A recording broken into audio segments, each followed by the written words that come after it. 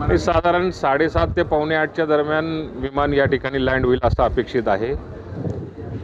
जळगाव जिल्ह्याचे मंत्री गिरीश भाऊ महाजन, मी आणि मंगेश चव्हाण आमदार आम्ही वरणगाव, तळवेल या दोन्ही ठिकाणी ज्या लोकांच्या घरी दुःखद घटना झालेली तिथं भेट देऊन आलेलो आहे।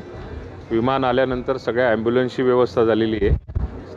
प्रत्येक परिवारातल्या 5-5 जवळच्या नातेवाईकांना या ठिकाणी बोलवलं गेलेलं आहे। एकदा मृत व्यक्तींची ओळख पटल्यानंतर त्या नातेवाईकांच्या ताब्यात या ठिकाणून मृतदेह दिला जाईल आणि ज्या गावाला हे अंत्यविधी होईल त्या ठिकाणी स्मशानभूमी, तिथली व्यवस्था या सगळ्या गोष्टींचा आम्ही पाहणी करून आलेलो आहे।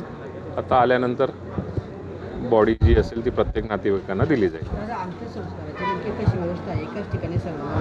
नाही, आता वरणगावला तर एकाच ठिकाणी व्यवस्था आहे, दोन्ही ठिकाणी एकाच ठिकाणी व्यवस्था आहे आणि पावसाचं वातावरण बघून वरणगावमध्ये जवळपास 12 ते 13 लोकांचा अंत्यविधी होईल।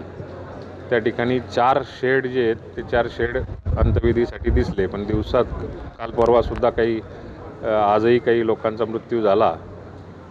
ॲडिशनल 10 ते जे पिंजरे जे असतात ते पिंजरे तयार केले गेलेले आहेत। अंत्यविधी व्यवस्थित होईल।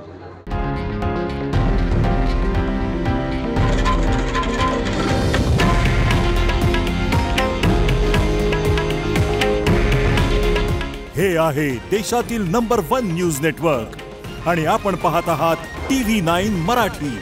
काळजी तुमची, हित महाराष्ट्राचं।